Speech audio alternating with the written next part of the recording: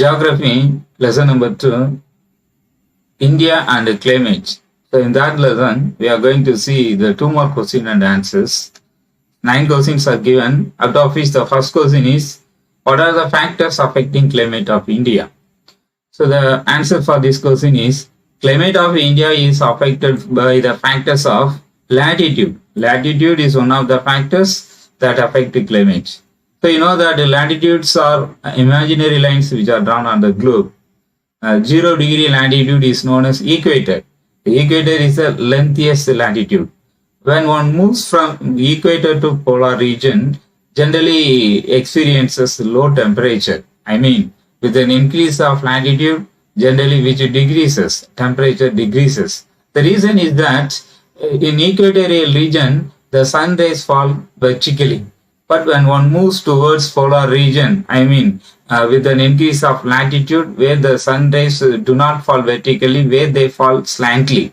So that's why the polar region experiences low temperature.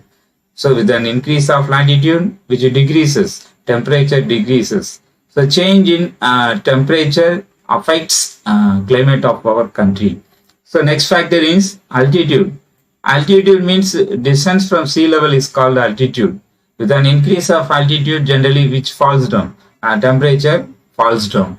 So distance from the sea level, the area which is located very closer to ocean generally experience low temperature because the sea breeze that blow from ocean decreases the temperature.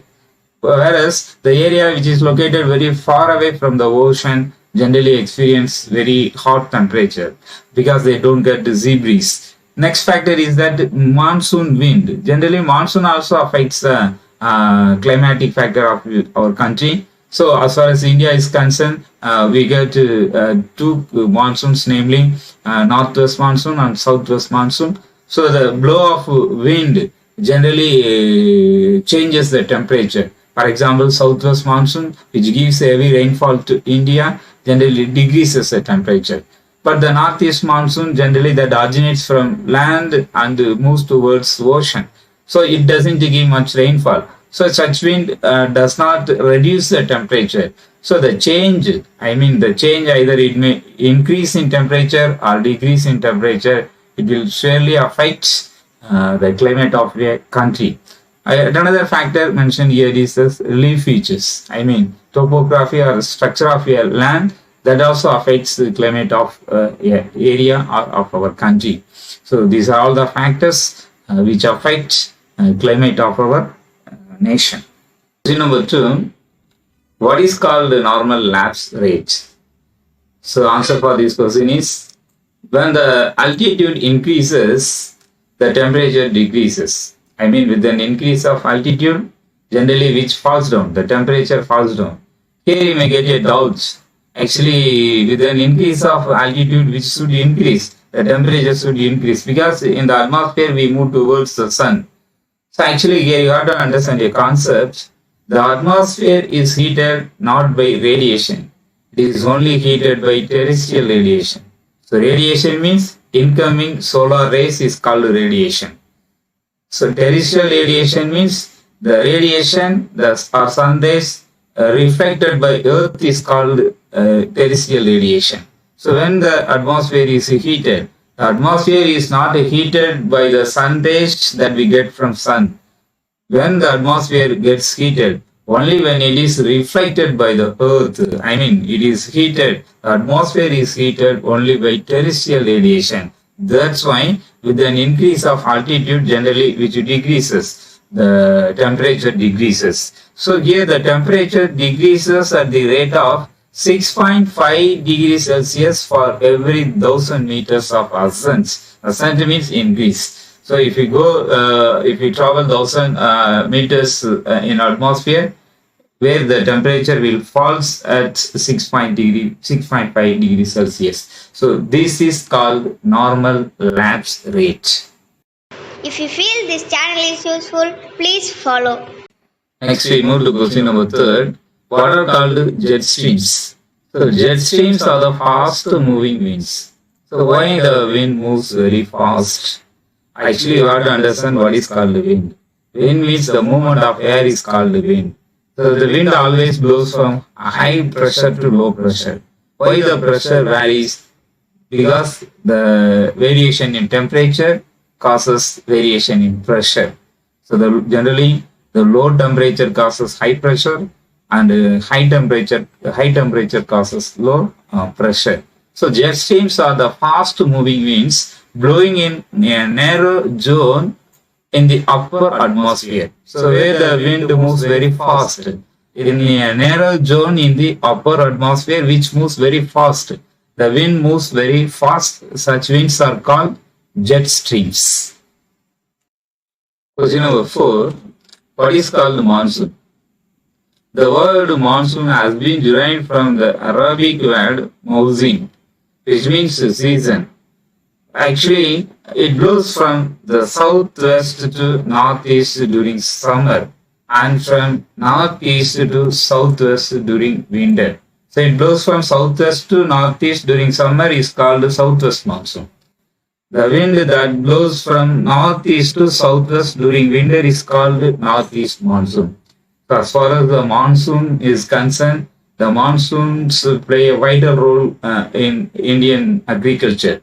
Because if there is enough, if the monsoon blows, we get enough rainfall. If the monsoon do not blow, then what will not be there? We don't get, there is a less possibility of getting rainfall. So if there is no rainfall, which is not possible, cultivation is not possible. So the Indian agriculture depends on the arrival of monsoon. Next we move to question number 5. What are the seasons in India? So we are going to write the first season is winter season, summer season, southwest monsoon season, and northeast monsoon season. So winter season begins in the month of January and ends in February. Summer season begins in March and ends in May. Southwest monsoon season begins in June and ends in September. Northeast monsoon season begins in October and ends in December. So here we are going to write only the names of 5 seasons. No need to write the months. Question number 6. What is called the burst of monsoon? The sudden approach of monsoon winds over South India with lightning and thunder is termed as burst of monsoon, or otherwise it is called the break of monsoon. So you know that in South India, a heavy rainfall occurs, particularly in Kerala. A heavy rainfall occurs with lightning and thunder. That is called the burst of monsoon. The burst of monsoon denotes the beginning of southwest monsoon in India. So as far as India is concerned, the southwest monsoon gives bulk rainfall to our country. What are the regions which get heavy rainfall in India? So in India, the distribution of rainfall is not even, it is uneven, because some states get more than 200 centimeter of rainfall every year. Some states get below 100 centimeter. Even some of the states get below 50 centimeter of rainfall every year. As far as India is concerned, here are the some places which get more than 200 centimeter of rainfall every year. What are the places? The western coastal plain, Assam, and South Meghalaya, Tripura, Nagaland, and Arunachal Pradesh are the heavy rainfall areas which get more than 200 centimeter of rainfall every year. So these regions, these states get heavy rainfall from southwest monsoon, not from northeast monsoon. So as far as India is concerned, Indian agriculture is also called a gamble of monsoon. So the monsoon only gives abundant rainfall. If there is no monsoon, there will be no rain. If there is no rain, which is not possible, cultivation is not at all possible in India. So I have to understand that which is not even in India. The rainfall is not even in India. It is really uneven. Question number 8. Write about the tidal forests in India. So these forests, tidal forests mostly occur in and around the delta region. So delta region means, you know that generally a river gets divided into many branches before falling into ocean. So the area located between the river branches is called deltas. So in India, where the tidal forests are found, mostly the delta of Ganga, Brahmaputra region, which are present. the tidal forests are mostly present. And then the delta of Mahanadi and Godavari and Krishna rivers, that is also a well-known place for tidal forests. So in some places, the tidal forests are also called mangrove forests. In West Bengal, it is called Sundarban forest. So the tidal forest is called in different names in different states. In Ganga Brahmaputra region, it is called tidal, and in Mahanadi, Godavari and Krishna region, it is called tidal, and in some places it is called mangrove, and in West Bengal it is known as Sundarban. So it is called different names in different regions. Question number 9. Write any 5 names of biosphere reserves in India. So the Indian government has established 18 biosphere reserves with the intention of protecting natural habitats and natural parks in India. So here we are going to write only 5 biosphere reserves.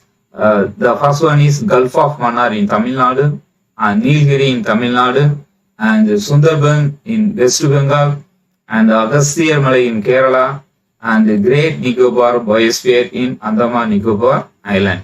So you better write only the 5 names of Biosphere Reserve.